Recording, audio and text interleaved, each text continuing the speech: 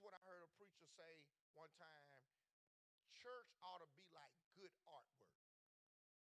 Every time you look at good artwork, depending on the way the light hits it, you see something new every time.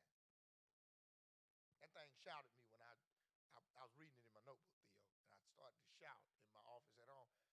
And I said, darn, God, how many times have you shined the light on the church and the world has saw something different? Or does the world see the same thing? Y'all know that church over there on 200? Y'all know they negative. Y'all know everybody up in there old. Y'all know they got the little young preacher. He don't do nothing but holler and talk loud over there. Y'all know they got a little praise and worship team over there. They just be singing. Y'all know they got this over there. Y'all know they got that over there. They know what's going on before you know what's going on. Or does God shine the light on us and people say, you know what, I need to get there because I don't know what's going to break out in there. So what the Lord said to me, Sister Diamond, in my prayer time today. He said that Friday thing, Pastor, you be careful. I was telling my wife, I said, yeah, we're gonna do this Friday thing because this weather inclement, and I'm just gonna do that. And she said, oh yeah. And the Lord said, all right, Pastor, I may reveal something to you you may never seen and thought about. And I said, now listen, Lord, I don't get paid to preach on Fridays. They pay me to preach on Sundays, and Sundays only. The Lord said, okay, I'll show you better than I can tell you. You never know when the light hits, what transforms. And so the question tonight is this: when the light of God hits you, are you like good art or bad art? Every time somebody see you, do you look the same? Are you talking the same? Are you acting the same? Or do they discover something new about you? Okay, let's look at Exodus right quick. Let's look at Exodus chapter 16, beginning at verse number 2. And this is what the writer has said to us. He says, the whole congregation of the children of Israel complained against Moses and Aaron. Here it is, in the wilderness. The whole congregation. Now, here is a celebration for me when I read that technically as a preacher, right? If I was preaching this, Sister Sanford, to y'all on Friday night, it would suggest to me that though we're in the wilderness, that's an issue for the people, right? The people are complaining against the leadership of the church, the pastor and the chairman of the steward board. Moses is the pastor, Aaron is the chairman of the steward board. Folk got a problem with it. What they saying, how they acting, where they leading us to, right? But here's the celebration in the midst of frustration. The text tells us the whole congregation is complaining, which means the optimism in that is this: everybody at some point is on the same page. So here's the optimism in it. Moses and Aaron could very well be saying to themselves, at least they're on the same page. So if they're on the same page, I can do something with that. See what I'm saying? The church is not divided in their thought process. See what I'm saying? Y'all know, come on, y'all know what I'm talking about. Y'all know. In church, y'all know. Everybody over here, if I say, hey, it's gonna be 3 key areas at the Warner Robins Church that we're gonna focus on in 2027, right? And I want y'all to spell them out for me. It's gonna be a group of y'all over here who's gonna say, Pastor, we want to focus on the finances. We need to talk about the money. We need to save the money. And Sister Mac, I hope when they say that they don't catch me on the wrong day, because then I'll say, what you saving money for? What you gonna do with it when you save it? After you save it all up, then what? Who has access to it? What you saving it for? You know, I had that happen to me one time, Theo, at a church. I was pastoring church. They were in debt when I got there. We had pulled them out of debt, and I asked for a check to give somebody. I said, oh, yeah, I just need $1,000. And they said, Pastor, we'll give it to you. But now, well, yeah, because next Sunday going to be third Sunday. We usually money come in good on third Sunday. Who, Pastor? Ooh, can I post date that $1,000 check?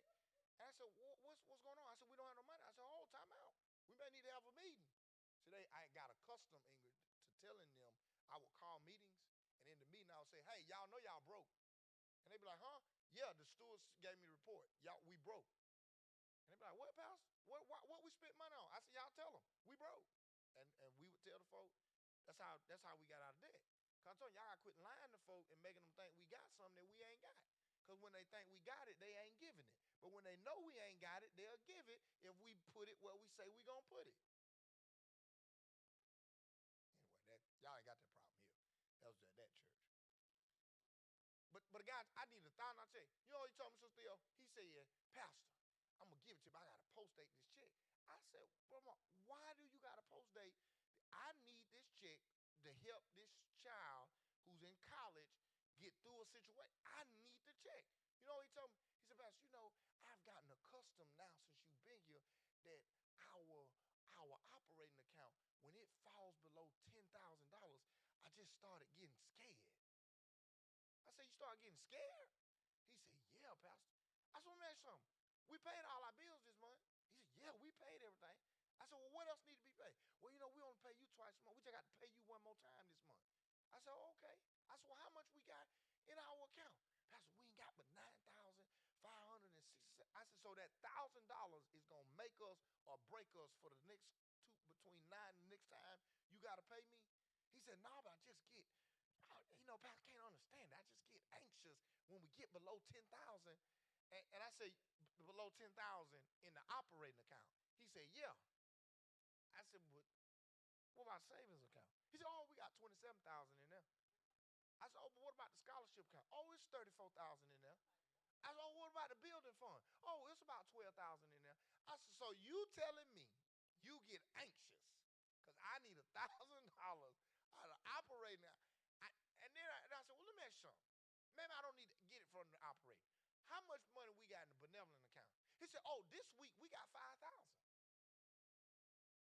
Because we had got so accustomed to the church I serve, Sister Sanford, I told him at the end of the year, our benevolent account should always be zero. Because if we giving money saying we helping people, then we ought to be helping people. So we always had a goal to spend all our money in our benevolent account. And we ain't going to do that here, Brother McCray. Y'all ain't used to that yet. Y'all ain't used to that yet. So I ain't going to challenge y'all on that. But there we knew because we knew folk were going to invest in it because when you take care of God's business, he take care of yours. So we knew that we was gonna bless folk. I said, man, give me the doggone money. I tell you what, give me 200 out of this account, give me 200 out of there, give me 2 out of this one, give me 5 out of this one. He said, you know what, Pastor, I sure didn't think about that. I'll do that. I said, Lord have mercy.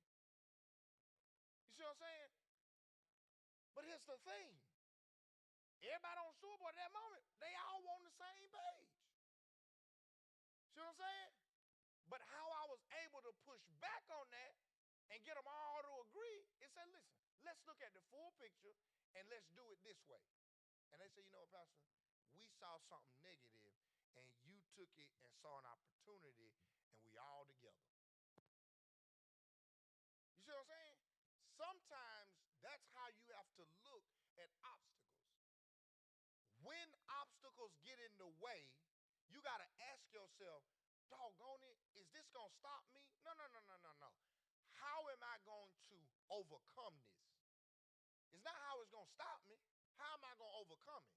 How am I going to beat it? How am I going to challenge it? Again, watch this. Question number 1. Why do churches and individuals take faith to mean maintaining the past? Our faith development. The children of God were complaining with Aaron and Moses because they were saying, we are in the wilderness. So they took their faith, got upset that Moses and Aaron was messing with their faith. Because here it is. They were saying, Moses, Aaron, y'all young, y'all came down to Egypt, started some mess, got us out of Egypt, and instead of taking us to the promised land, you brought us to the wilderness. See, this is how I know Moses was a lot wiser than me, Brother Nelson. Because you know what I would have told him? If I was pastoring that church that Moses and Aaron had, you know what I would have said to them? You complaining that you in the wilderness, but at least you ain't still in bondage where you was getting your behind whooped, where you were forced to make brick without straw. But now, if that's where you want to go back to, you go. I'm going this way. And that's what I love, the lesson that I learned from Moses and Aaron as a leader, that sometimes when you're trying to be transformational, every complaint, hear me clearly, Sister Q, every complaint does not require an answer. See, y'all ain't got one of those around here yet, do you? Church I pastor, I used to put a little box out there. It was called a suggestion box. Don't come to me, especially on Sunday morning. So I thank God for Brother Nelson. And tell me what you think we ought to do, should have did, didn't do. You got it? Put it in the suggestion box. Marianne, Sister Sinclair will go upstairs on Mondays, get the suggestion box, bring it to my office, and dump all the suggestions on my desk. I would read them on Tuesdays. And then I would determine, am I going to say something to somebody about this? Am I going to bring this up in church conference? Am I going to act on this? Or am I just going to put this in my desk until God say deal with it?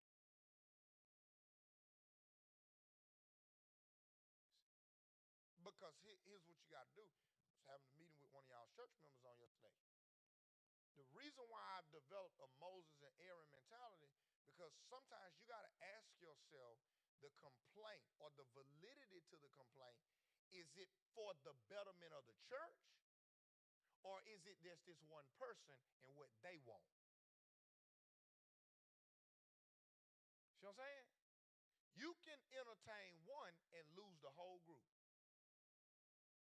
And that's what the Bible talk about. The Bible says, look, if your eye get messed up, you need to take that eye out so it don't mess with the whole body. You know what I'm saying? You cut that finger, go to the doctor. Doctor said, I'm gonna have to cut that toe off. If I don't cut that toe off today, next year this time I'm gonna have to cut that whole foot off. No, sir, doc, I need this one. Cut that sucker off. I will go and tell the church, I got a blessing. I got 9 toes and I'm still walking. You hear me? I'd rather shout that testimony than to be hopping around here on one foot. Right? You got to cut that one thing off and challenge the whole body. So the thing is, why is it in church do we take our faith and we get upset when people challenge our faith based on our past?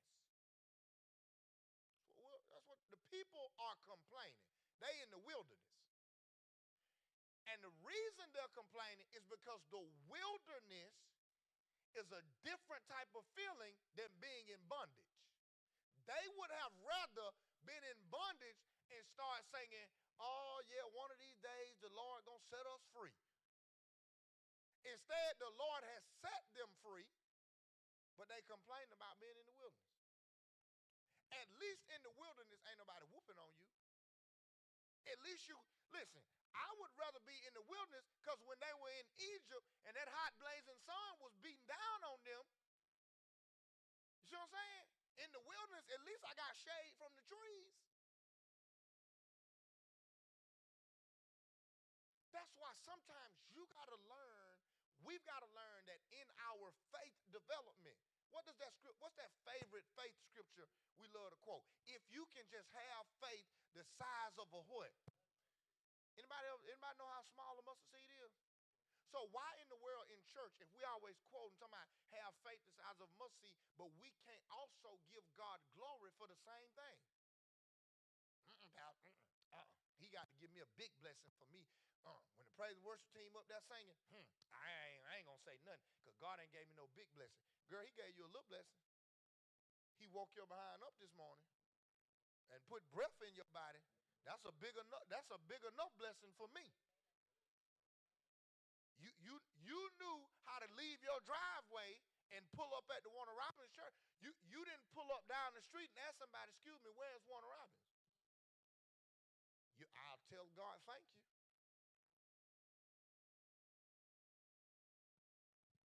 You see, maybe that's why I need to tell the folk on Friday night, Brother Sanford. At least you in the building. It may not be on Sunday, but you in here. Say that again. Act like it's Sunday. Y'all heard what I told me, man. I don't care what you put on. Put your Sunday's best on or put your Friday's leisure gear on. I don't care how you come. Just come. Now, don't come here with no short and y'all know folk gonna talk about you. Y'all know somebody gonna call Miss Sanford and tell her, Miss Sanford, you seen Ingrid coming down? Them pants were a little tight she had on that Friday. I'm going to tell Pastor, we can't have church on Friday. They wear the club clothes to church on Friday. We can't do that no more.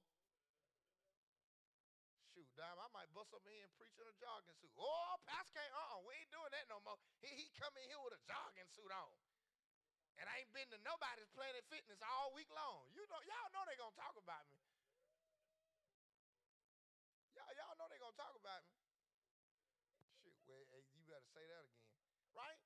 But why is it when God gives us opportunities, you see what I'm saying, to do something, if it's not what we're accustomed to, we get upset and believe it's challenging our faith.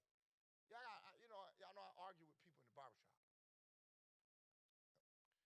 I got this one guy. He's a good dude, but he says he's a Hebrew Israelite. Y'all know people, they wear purple and gold, they stand on the corner, and they be quoting all these Bibles. So, he be wanting to talk to me as a pastor. Well, Pastor, why you ain't preaching this scripture in your church, and the scripture, and this scripture, and why you ain't preaching that scripture? I let him go on and on and on and on. I said, brother, let me tell you something, man. My head hurts sitting here listening to you. And he said, why? I said, Negro, you went from the Old Testament to the New Testament to the Gospels to the Minor Prophet. I don't know. You done asked me what I'm preaching. You don't even know the context of what that is. I said, now give me that Old Testament scripture. This is the context. You want me to preach that, but do you know during that time, also a brother ended up raping his sister? So you want me to preach that? Then he went to the Minor Prophet. I said, okay, you want me to preach that? Although I did preach that on New Year's Eve, but guess what? You want me to preach that in Jonah, but don't you know how God got to that place? He didn't get there because Jonah was obedient to him. Jonah was actually hard-headed and ran away from God. So now you telling me to show up at my church on Sunday and tell people, hey, run away from God as far as you can and get in some mess and hopefully he'll catch you. That's what you want me to preach? Or you want me to preach, again, the guy in the book of Matthew. I said, oh, you want me to preach that? When Jesus had been baptized by John in the Jordan River, and immediately after Jesus got up out of the water, he didn't go to church. After his baptism, he didn't go to church. You know where Jesus went after he was baptized? He went into the wilderness to be tempted by the devil. So now you want me to tell my folk, listen, y'all, we're going to line up. I'm going to baptize y'all. And then I want y'all to go back. I want y'all to go to the casinos. I want you to go to the crack houses. I want you to go to the strip clubs. I want y'all to go to the liquor stores and be tempted by Satan. Go stand in the lottery lines and be tempted. That's what you want me to preach. You see what I'm saying? You want me to preach that? No, doctor, that ain't what you want me to preach, because that's not what Jesus did. What he did to give us peace, to give us joy, he did it out of love. So I'm a little basketball team. Our scripture this week is in the book of 1 Corinthians. We have true victory through Jesus Christ. So why would I put myself through something? And Jesus said he put himself through something for me. So I won't have to go through that. See what I'm saying? So So why is it when people challenge our faith, it's we say they messing with our past. They messing with our nostalgia. Oh, he messing with our tradition. Ooh, we ain't never did that before. Ooh, that's the way it's always been. Ooh, that's the way it's always going to be. Check this out. If that's the way it's always been, and that's the way it's always going to be, please don't complain when the result of this year turns out to be the same result of next year because you failed to transform and challenge your faith. Don't get mad. If you go through the same headache you went through last year, if you go through the same heartache you went through last year, you go through the same frustration, you deal with the same enemy, you deal with the same fear because you don't want to be transformed. Moses says in Exodus 16 that the people of God all together were mad at Moses and Aaron, and they spent more time in the wilderness complaining, here it is, than they did celebrating the fact that we got out of bondage. You know what I'm saying? Why is that? We just, it just don't feel right, Pastor. Coming to church on Friday. That's going to be a different feeling. I don't know about that, Ella. I might not go. Ella, church started at 6:30. And the person who might not go going to be here at 5:30 to see who coming in and who going out. That just don't feel right. I don't know what that's going to be like. That's going to be different. Well, baby, next week you may get a different blessing because you did something different. You may get a different result. You may get a different answer to the same question you've been asking for the last 6 months. Because God created, here it is, an opportunity to celebrate in what is supposed to be a crisis. What's supposed to be an obstacle for us on Sunday has now turned into an opportunity on Friday. And then y'all know, Marianne, you know what the call. You know what the next call was, don't you? Well, Pastor, we're going to have church on Friday. Yes, we are. Let me ask you a question. I said, yes. We got faith, and we're going to pray. I said, yes. Well, what happened if the weather don't come on Sunday? I said, well, then I'm going to have church on Sunday. You going to preach twice in 1 week? That wasn't my response, but I said yes, but then my next response was directed towards that person. And then when I said what I said, they quickly said, oh, okay, I'll talk to you later. I said, yeah.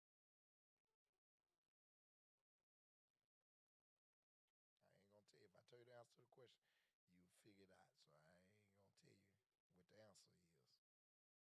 Right? And so, watch verse 3.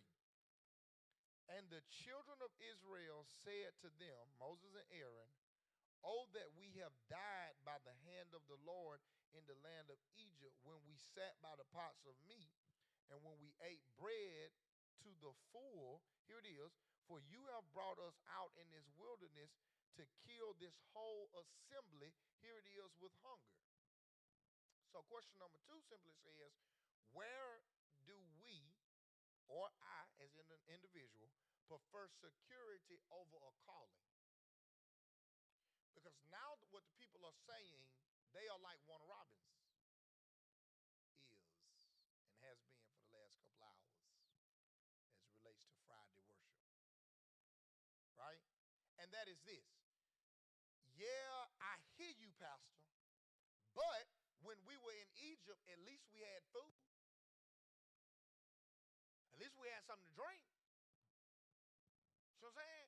At least we had nourishing and refreshment. But now you done brought us into the wilderness. There ain't no food out here. Ain't no drink out here. So basically, as they say in the New King James Version, they accused Moses and Aaron of trying to kill the whole assembly. So basically what they told Moses and Aaron is this: because you have physically moved us, you are now trying to kill our church. Right? So again, look at the question. What is it that we prefer as security that's actually a calling? Right? If I said one Sunday, and I'm not going to say this. Al, I'm not going to say this. But if I said one Sunday, Al, we just growing, and these little pews, they just so uncomfortable. Maybe we should get some chairs because then we can get more people in the sanctuary. Ooh, Jesus. Sister Sanford, please don't come to that church conference. In fact, I'm going to have to call Mayor Patrick and say, can you send me about 5 officers? I'm getting ready to have a church conference about moving these folk pews. I need about 5 officers to come go with me. I need the state representative. I need the county commissioner. I need all y'all to come because this thing's going to get real. I'm moving their pews. They worked hard. They paid for them pews. They work hard on them pews. And they sit even harder on them. I ain't going to say that, though, brother. They act like they stuck. Never mind. They act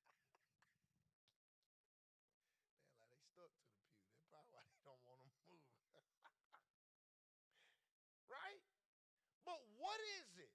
You got to ask yourselves, what is it that we as individuals, think about it, even in your own personal life, what is it that I'm holding on to that has interrupted, intruded on my true calling as to who Christ has called me to be? What am I holding on to? Right? What are we holding on to in church that is really killing the calling that Jesus Christ have on our life? I used to do this thing, Sister Springer. I used to do this thing, and I guess I probably should get back to this thing, where I used to do what I call bi-conversational evaluations. What I used to do, Brother McCray, is every officer in the church, I would give them an evaluation. And it had questions on it.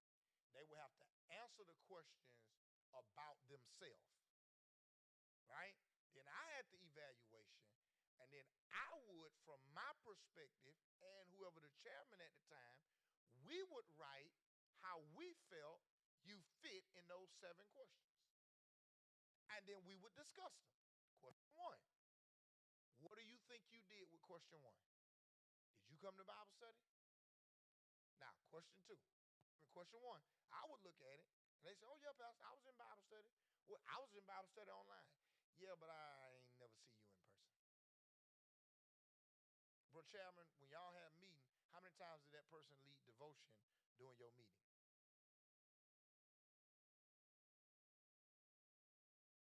Well, Pastor, every time I asked them to lead devotion, they always said they couldn't come.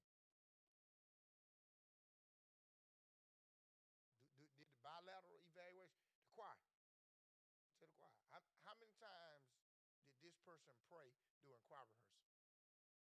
How many times did they pray before you all performed on Sunday morning? Well, Pastor, every time I asked them, some came up and they said they couldn't come to practice. Oh, yeah. We go through, we grade them. And I said, okay, on my sheet, you got a 3 out of 10. On your sheet, what you got? Well, Pastor, I got a 10 out of 10. Oh, you did? Well, let's go back over this again. Let's start back at the top and work our way to the bottom. You know what I'm saying? Because then it was at that moment,